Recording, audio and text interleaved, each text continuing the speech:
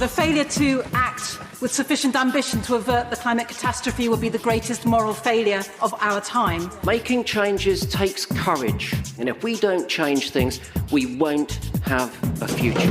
We need a president who respects science, who understands that the damage from climate change is already here. You have stolen my dreams and my childhood with your empty words. Change is coming, whether you like it or not.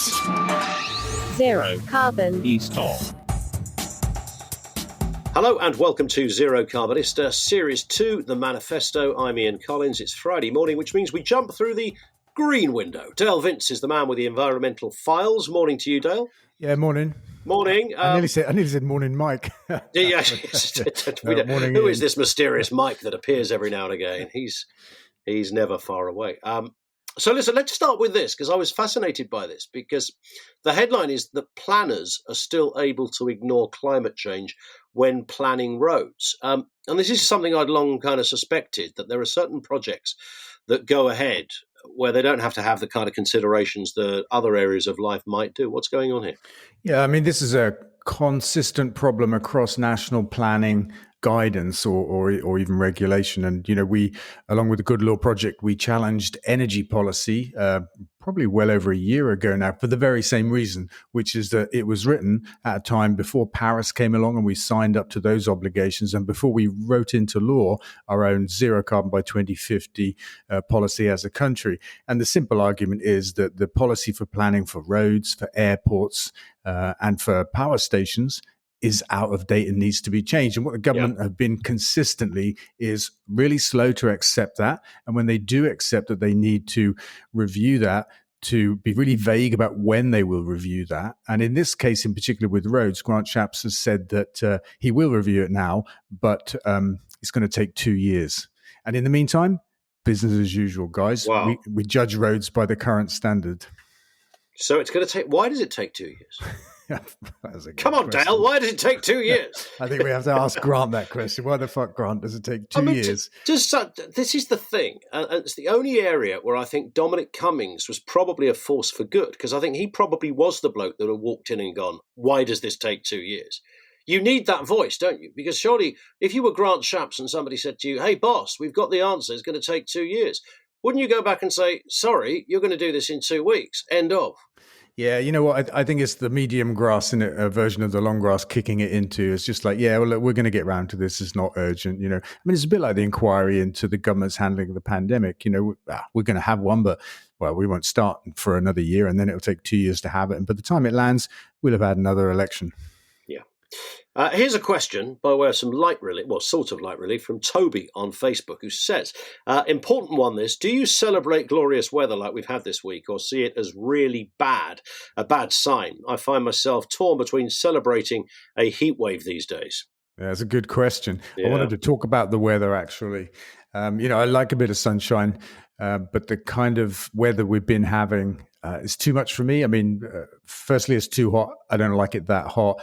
But, you know, I do have these same kind of concerns about the climate crisis. This is what this is evidence of. And it's not just in Britain. You know, it's happened in the last couple of weeks globally. So we've had huge floods in China affecting millions of people. And Siberia, a country we think of as cold, is burning. You know, there are hundreds of wildfires out of control in the US, and they normally have wildfires, but they don't have it like this. And that's the same here in Britain. You know, we have rain and sun, but not like this. In June, we smashed our own records for heat and for wet, which is really kind of unusual combination, you might think. But this is the nature of the climate crisis. We're having bonkers weather. Yeah. Droughts, rain, and heat waves. And actually, it is a worrying picture, but at the same time, it's a good thing, because I think people around the world are, going to wake up to the reality of the climate crisis because of it, because it's not something now that's distant and happening in other parts of the world. You know, it's happening in the global north or the west, however you like to describe the industrial world. You know, we're talking Canada, the US, Europe, Britain. You know, we're feeling the effects of the climate crisis now, and I think that's a good thing. Here's one about Airbus. This is interesting. Airbus to make climate neutral flights by 2035. But what do they mean by that? That is interesting because up until now, both Airbus and Boeing had said that they were going to have electric planes in the sky by 2030. Yeah. But a quick look at that story, and Airbus are talking about using hydrogen as a fuel source, Yeah. which could mean that they're talking about longer range flights than they have been up until now. So the old story 2030 was electric planes with a kind of range that could crisscross Europe. It may be that they're thinking of transatlantic type flights using hydrogen as a fuel. They're definitely talking about carbon neutral flying using hydrogen. Yeah. I mean, that's the way, or part of the way forward, right? Yeah, I think it'd be amazing, because part of our big message here is that fighting the climate crisis, getting to zero carbon, isn't about giving everything up, and it's not about living a life of denial. It's about doing things differently. And when people come forward with technology like this, it means we can enable the kind of travel that is essential by jet, like across the Atlantic. Do you know what I mean? It's very functional to be able to do that, and we could do that on a climate neutral basis. And that's a different vision of this future living to Absolutely. the one that we've been stuck with up until now. Yeah. Question in from Colin, big fan of the podcast, guys. As you talk about food regularly, I wanted to tell you about my new website, which enables you to compare greenhouse gas emissions from different meals, because we all need to make people more aware of the environmental impact of food. Please check it out. It's co2menu.com. I'm happy to promote that. It's a cracking idea, Dale. Yeah, I'm going to check it out as well. I haven't had the chance yet, but I love the idea. Carbon calculator for food. Why not? co2menu.com. If anybody wants to go there, have a little. It sounds like a cracking idea, Colin.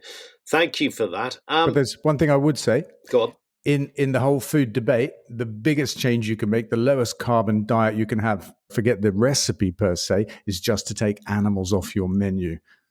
I mean, that's a big, there's fat, the biggest true generalization. Absolutely. Right there, yeah. Men cause more climate change than women. It's a very sexist headline. Didn't want to read that, Dale.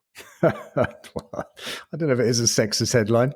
It's probably an accurate headline. I think it was based on a study, and I can believe it.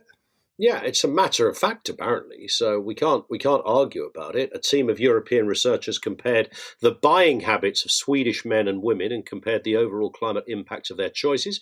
Despite only spending 2% more money on consumer goods than women, men's purchases and behaviours caused 16% more carbon emissions than women's. Wow. So it's down to the old shit we buy, isn't it? So it's gadgets, gizmos, I don't know, that kind of stuff.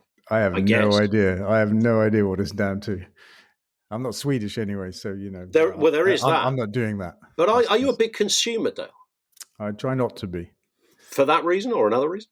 Oh, just generally, as kind of doesn't feel comfortable to me. I'm more of a minimalist at heart. Yeah. There's a whole documentary about that, by the way, minimalist living. I don't know if you've seen that, but no, was it a big one? It was interesting. It was one of I clocked it. Yeah, I'm a little slow here.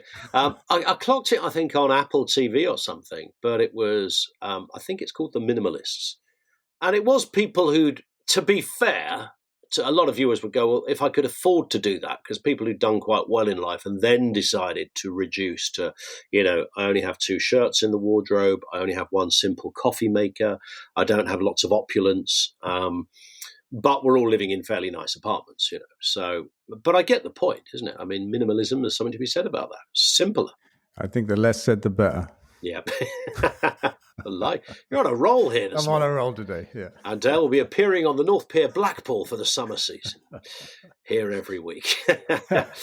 Here's a headline. Shooting groups unite to defend rural landscape and combat climate change. These are 9 rural groups who say that the land management gamekeepers are providing crucially important contributions. They've come together to continue producing, quote, biodiversity gain as well as ensuring the sustainability of wonderful wildlife. Lord Botham, as in the former cricketer, passionate shooter, said that the coalition, alongside rising game sales, proves that the haters who've tried to ban the sport have lost the battle. Lick your wounds, Dale Vince. Yeah, yeah. Well, I read the headline and I thought, wow, this is really funny. You know, these guys that like to shoot animals for fun are worried about the impact of the climate crisis on the landscape. But it doesn't sound like that. Now that you've read it, it sounds like actually a bunch of shooters are trying to kind of spin what it is they do for fun into something else, like they're all now about land management and biodiversity. You know, it's anything but biodiversity what these people do to raise creatures just to shoot them. So whole thing's rubbish. Kind of is strange, isn't it? You haven't really got to know loads about the argument to work out that if somebody's advancing the premise that breeding lots of stuff like grouse and then letting it fly off so it can have its head blown off is good for the planet. I mean, you haven't got to know jack shit about the environment or about hunting to just see the kind of obvious flaw in this ideology. Yeah, it's a bit right. weird. Yes. Here's a question from Robin. Back to football, back to the home ground here, Dale. Robin says, aren't those new pitch-side screens at Forest Green worse than what you had there before for advertising? Have you gone digital? We've gone digital, so I'm not quite sure what Robin means by worse for advertising, worse for the environment, but I'm going to assume it's that one because that came up on social media. Wouldn't we be better off having pieces of wood that are painted or have stickers on them, tending to get replaced every year and that kind of stuff? I think not. I think that, there is more material and effort goes into making LED screens, but they do a completely different job. They can entertain and inform. We're going to put climate-related data onto those screens during a game. We can't do that with wooden boards, and they will last longer than wooden boards as well. So it's a little bit kind of apples and pears, I would say, to compare the two. And also this, the United States will need to spend $1 trillion a year. That's $1 trillion a year. That's more money than you've got, Dale, to reach new climate goals. Yeah. If I had that much money, Ian, I'd have a chopper, obviously. Yeah, you'd be flying. Well, you're already accused of having one of those flying around Gloucestershire willy-nilly. Yeah. We haven't heard from him for a while, have we? No, we haven't. No, what, willy-nilly? Yes, willy-nilly, indeed. So they've got to spend $1 trillion a year to reach their new goals. Yeah, I mean, it's just worth it, isn't it? I mean, who could dispute that? What do we get from that? We have a planet that we can live on. The return of wildlife, clean air, clean water, decent food. These are the benefits of fighting the climate crisis. It isn't just about avoiding bonkers weather. Big whoop, I say, $1 trillion a year. Yeah, no, indeed. And they've got $1 trillion, of course, because they've got loads of money. They've got a lot of trillions. They've got a lot of trillions over there in the White House. But the point is, to me, as an outsider in this, in some respects, Dale, I would have thought that a lot of what you need to do is actually, it doesn't cost you anything.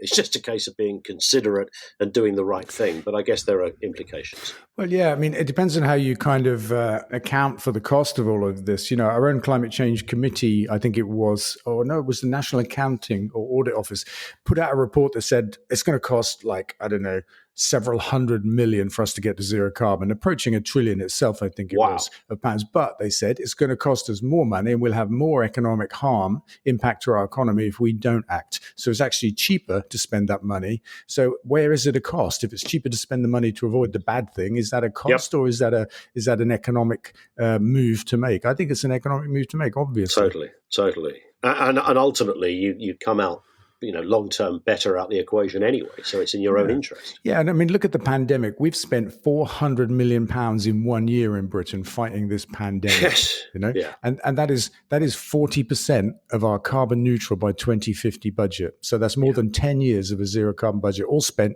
in 1 year. As Johnson would say, spaffed up the wall, because we spent it on a virus that was caused by factory farming, one of the stupidest habits that we have. There we go. Dale, that's it for this episode. So soon. I was just warming up. I know, you were right in the zone then. I thought there could be a whole monologue coming here. This could go on for some time. We'll save it for next week, though, and we'll speak then. Have a good week, Dale. Yeah, nice one. Thanks. Cheers. See ya. That's it for this episode. Don't forget, of course, you can follow this podcast from your podcast provider so that you get each new episode automatically. Leave a review there too if you want to get in touch. Email your comments, zerocarbonista@ecotricity.co.uk, and make sure you follow Dale on social media, twitter.com/DaleVince, facebook.com/DaleVince. Zero Carbon East of